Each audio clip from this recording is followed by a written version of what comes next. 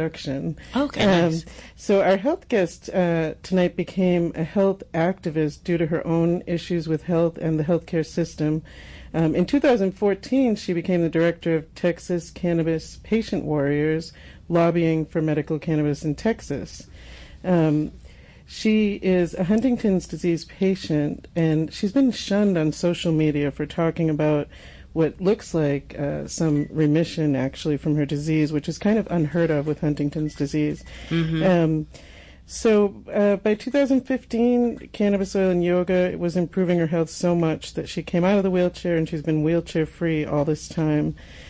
She is a cannabis medicine refugee, had to move to Colorado, and we're really excited to speak with her and her caregiver. So her name is Cecilia Castaneda, and her caregiver is Bill Williams. And so you're saying she got like shunned on like social media, or just in like on Facebook and Instagram for talking about her disease actually going into some remission, because Huntington's disease generally doesn't do that. So we're having a little trouble getting her on the line, but we're going to continue to try. So for people who don't know what Huntington's disease is, it's actually a genetic disease that creates different movement disorder and other health issues from having the disease. And most people, it kind of runs in families, so most people who have it have someone else in their family who has it. Yeah, it's interesting. Not on the, well, I mean, like, the disease is interesting, and we need to talk about it. But bringing up the topic of being shunned, I was just listening to, who was it? Oh, I think it was the director, Ava DuVernay. Oh, okay. And she was talking about how we need to understand that, like, even like these like social media platforms, like, we really don't own them, and they are a corporation and a business. Right. And so when it comes to something like that, and like you can be like shut out from that platform from simply just like sharing your story. Isn't that crazy? It's kind of like eye-opening of like, wait a minute, so this thing that I've like bought into, now I can't, interact with people on how we're supposed to about what I'm going through. It's crazy, though. So people who have the disease, by someone actually finding treatments that help them, it doesn't mean that they're minimizing someone else's experience. Yeah. So, and it seems like that's what people think is happening, unfortunately. It's been very interesting. So I met Cecilia because she's also an artist, and she's part of the Cannabis Art Guild. And so, which one was her piece? So she did not have a piece unfortunately in the exhibit that was here, but she will in upcoming exhibits. So I believe she's actually on the line now. Yay! Cecilia? Hello. Yes. Hi. So good so good that you were able to get through. I'm not sure what happened, but we'll just carry on. Okay. So, Cecilia, we were talking a little bit about Huntington's disease, and maybe just in your own words, you can tell us a little bit about what happened. What happened to me? Yes. Oh, okay. Sure. I was a misdiagnosed with bipolar disease in 2006. So I spent the next 6 years on a lot of antipsychotics, antidepressants, anti-anxiety, sleep medications, all of those kinds of things. And then I started having movements in 2008. My psychiatrist was the first one who noticed it. When she noticed it, she said, hey, you're having mouth movements. I think I'm going to take you off this medicine that might cause that. That's the first time I ever heard that anything like that could cause that. So I decided to stop taking the medicines because people would mention to me that I looked really nervous and jittery, and I had a lot of movements, and I just didn't know. So I just decided to get off of them. At the same time, around that time, I got really sick, and I had to have a hysterectomy. And my arm movements, my pain got like really bad. And there was a point where my arm would just move back and forth before I'd go to sleep at night, and I could not get it to stop. And I didn't know why that was. So I would see doctor after doctor after doctor. I went to go see my, PCP, and he was like, "Oh, I don't know what it is," and he sent me somewhere else. And then, to a hand specialist. The hand specialist didn't know what it is, so he sent me to a different hand specialist. Finally, a hand specialist noticed that it was like a nerve problem. He said, "That's neurological." So he sent me off to another doctor. So I had another misdiagnosis in between of tardive dyskinesia. I don't know if it's a misdiagnosis or a co-diagnosis at this point. Sure. But the tardive dyskinesia came out, and then I heard from my estranged sister that she was having the same movements and the same problems.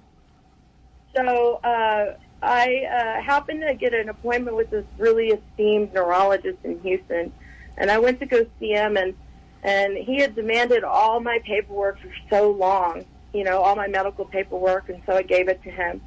And he said, "I don't think you have Huntington's disease at all." And I was like, "Really?" Yeah. There's Bill in the background. Sorry, he's making coffee. He said, "You couldn't possibly have Huntington's disease because my dad had died early, and, Huntington's disease didn't start being diagnosed until the 90s. Okay, so my dad had passed away in 2010 or something like that, and his mom had passed away when I was 16. Well, I think my grandma had it, right? And so I told him, about the story, whatever, and he's like, "Well, there's no officially diagnosed family behind that. So I don't know if I don't know if I want to give you a test." And I was like, "I really want a test, please." Sure. My sister's going to come in and see you, so I finally get the test and find out that I have Huntington's disease. So they did, because Huntington's disease is genetic, correct? And so they were, right, so they were trying to make sure that it was actually in the family, but sometimes that's hard to determine, which happened in your case. So they diagnosed you, and then from there, just in the interest of time, I know that you became sicker and ended up in a wheelchair, correct? Around the time that I was being diagnosed, I was in a wheelchair, and I ended up being bedbound the following year after that. So it was 2014, the end of 2014, going into 2015, and I was wheelchair bound as well at that point. I couldn't walk. So what turned it around for you, Cecilia? I was having a lot of seizures and stuff too, and so then I guess my spouse and I, we watched Run, early on in like 2013, I watched Run from the Cure, and I really wanted to explore that, but I didn't know how to make the oil. Right, so, and for those people who don't know, Run from the Cure is the Rick Simpson story, and talks about concentrated Rick Simpson oil, which is a concentrated cannabis oil. And so were you able to make the oil yourself, or purchase it, or how did that go? We got some donated to us a couple of times. Great. From some people from California. They helped us out a few times, and from there we realized how well it worked, and we researched how to do it ourselves and started making it ourselves. Excellent. And when you say how well it worked, so you were in a wheelchair and you had these uncontrollable movements, and then you started on the oil. So how did it help you? It helped me because it helped me be able to do yoga, to be able to get out of that wheelchair. It helped reduce pain levels. Yeah. More than anything, it helped reduce the pain levels so that she could actually do something else besides think about how bad everything hurt. Right. Not to mention, at that point, my dementia was really bad, and so I feel like it really helped me in that regard. It started lifting the brain fog to where I could actually do math again. Wow. For a while, I couldn't do any math. Right, because with Huntington's disease, that's another unfortunate symptom is dementia, early dementia usually. So it sounds like this medicine has helped kind of turn things around. And you mentioned yoga. So once the medicine was able to reduce the pain and the brain fog, it sounds like then you could make other healthy choices. Yes. Yes, definitely. I mean, at that time, I was also doing a lot of research into Huntington's disease, and I would keep a folder so I could go back and make sure I knew what I was talking about and doing. Mm-hmm. But, yeah, it definitely helped me be able to do all of that, as well as just function, be able to shower alone. Wow, right. I can relate to that, Cecilia, because I was in a power wheelchair, and I had to be bathed and dressed, and it's really feels so demeaning, even if with the best caregiver, it's just you don't feel like an independent adult at that point. So I'm sure that felt really great to start to do some of those things yourself. Yeah, that was a huge improvement when that started happening again. It was right. Yeah, and really changed.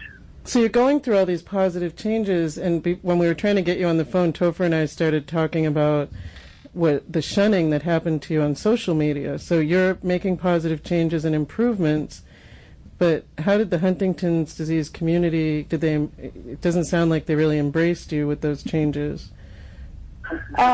Well, this was before all the changes, really. And when it was 2014 when I tried to get into the groups, and I was talking about, I had done a lot of research, and I talked about how I thought cannabis was the cure that we were looking for. Why weren't we looking at this research? Mm-hmm. And that's when I started getting shunned from the group, because I kept asking those questions. Getting hate mail. And it was around the time that I was doing a lot of medical marijuana lobbying in Texas, and I happened to be on K-View, and there was a lot of comments on there from other Huntington's caregivers saying I'm a fake patient and that I don't know what I'm talking about and all of these terrible things. And I literally was shunned from all the groups, or not all the groups. And so my private information was shown in those groups. And it was just not a very good thing. So I was very happy when I found the cannabis community and I had already kind of found the cannabis community, but I felt like that became my family at that point. Right. That became my support. And it really, in so many ways, I've learned so much from so many people. And excellent. Well, you're very strong, and it's so good to hear such a great story of improved health. With these things, it doesn't mean that the disease is totally gone. It just means you've found a way to improve your health and your symptoms, and as you improve, then you can do things like yoga or artwork. You're part of the Cannabis Art Guild now as well. Yes, I am. I love that work. She does have to deal with pain still every day. Sure. And it's a lot to overcome, but it's, with enough medicine in the morning, she could do just about anything. Great. And so if other Huntington's patients want to reach out to you, or where should we send people if they want more information? They can reach out to me at my email address. Okay. organicwriteractivist@gmail.com. Okay. And it's writer as in I write things. Organic writer, WRITER. Correct? Yes. Yes. Uh-huh. Well, thank you so much for joining us today. We're so happy that you found some improvement in your health, and hopefully it will inspire others. And we'll catch you again with regard to the Cannabis Art Guild as well. So take care. Thank you so much for joining us